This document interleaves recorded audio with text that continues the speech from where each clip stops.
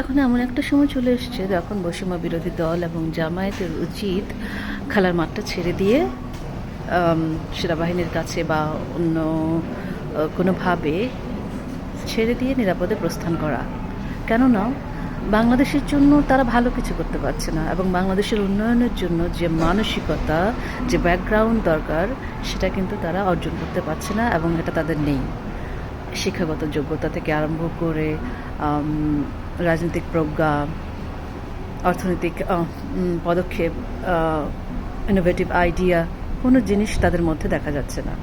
Even কি Nobel laureate doctor Yunus তার ভীষণ রকমভাবে একটা বাজে পারফরমেন্স দিয়ে দেশটাকে 10 মাসের মধ্যে অনেক বেশি বিভাজনের পথে ঠেলে দিয়েছেন। সবার পক্ষে সম্ভব না রাজনৈতিক একটা ক্যারেক্টার ধারণ করা। এটার জন্য প্রচণ্ড রকমভাবে প্রজ্ঞার দরকার হয়, যেটা সবার মধ্যে থাকে না। এটা মেনে নিয়েই আমাদের এগিয়ে চলে যেতে হবে। আরেকটা জিনিস যেটা আমার মনে হয় যে এত বড় একটা দেশ, এতগুলো মানুষ, এদের ভাগ্য নিয়ে আমরা ছিনিমিনি খেলতে পারি না শুধু নিজের শখ চরিতার্থ করার জন্য। সো এখন আমি মনে করব একটা উৎকৃষ্ট সময়, যখন যারা যত বড় ভুলই করেছেন আপনারা আপনাদের সেফ মতো সরে যান এবং জনগণকে নিঃশ্বাস নিতে দিন। কথায় আপনারা বলেন জনগণ, এই জনগণ যারা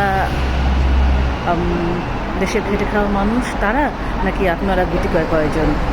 সো ভাবতে শিখুন কারা আসলে জনগণ, তাদের জন্য আপনারা কী করতে পেরেছেন, এবং আপনারা পারবেন না, এটা সম্ভব হবে না, কারণ সেই অভিজ্ঞতা আপনাদের নেই এবং সেই মানসিকতাও নেই। সো আমি বলবো এটাই একটা উৎকৃষ্ট সময় যখন আপনারা প্রস্থান করবেন। গো।